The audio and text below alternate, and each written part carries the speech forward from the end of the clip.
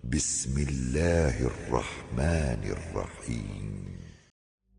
Bəqərə surəsi 37-39-cu ayələr. Ayələrin tərcüməsi. Sonra Adəm Rəbbindən bəzi sözlər öyrənərək onlarla tövbə etdi və Allah da onun tövbəsini qəbul etdi. Çünki o, Allah, tövbələri qəbul edən və mərhəmətlidir. Dedik, hamınız oradan enin. Mənim tərəfimdən sizə bir hidayət gəldiyi zaman, mənim hidayətimə tabi olanların nə bir qorxusu var, nə də onlar qəmgin olarlar. Kafir olanlar və ailələrimizi təkzib edənlər isə cəhənnəm əhlidirlər. Onlar orada əbədi qalacaqlar. Ayələrin təfsiri. Adəmin əleyhissalam tövbə etməsi. İblisin vəsvəsələri nəticəsində Adəm əleyhissalam qadağan olunmuş meyvədən yeyib cənnətdən çıxarıldıqdan sonra başa düşdü ki, doğrudan da naz-nemətlə dolu yerdən çıxıb, çətinliklərlə dolu yer üzünə gəlməklə özünə qarşı böyük haqsızlıq etmişdir.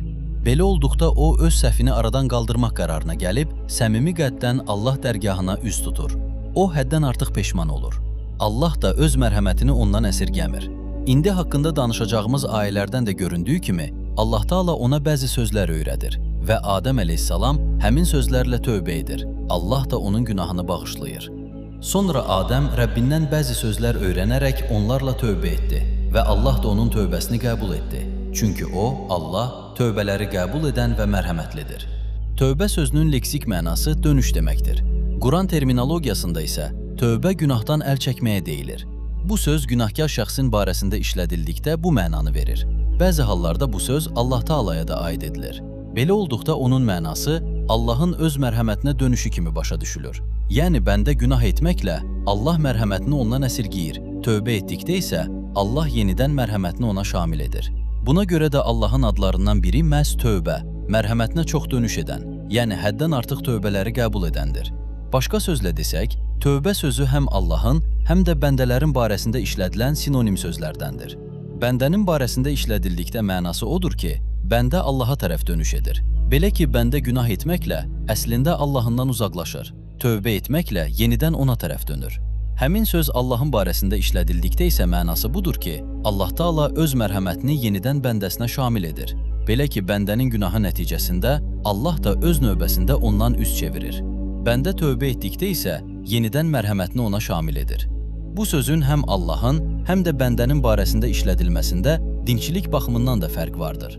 Belə ki, bəndəyə aid edildikdə ilə, Allaha aid edildikdə isə ələ, ön qoşması ilə işlədilir. Adəm əleyhissalam günah etməsə də, onun yaxşı olanı tərk etməsi Allaha qarşı sanki bir üsyan idi. Buna görə də öz səhvini başa düşüb, dərhal tövbə etmişdir. Ayədəki bəzi sözlər ifadəsinə gəlincə isə, bunun hansı sözlər olduğuna mövzunun sonunda toxunacağıq. Hər halda baş verənlər artıq olub keçmişdi. Adəm əleyhissalamın tövbəsinin qəbul olmasına baxmayaraq, gördüyü işin nəticəsi dəyişmədi. Ayədən də göründüyü kimi, onlar yer üzünə indilər. Dedik, hamınız oradan enin.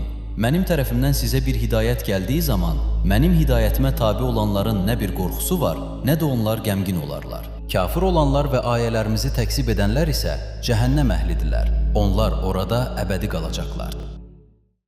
Əgər sən də Quranı dərk edərək oxumaq istəyirsənsə, abunə ol və birlikdə öyrənək.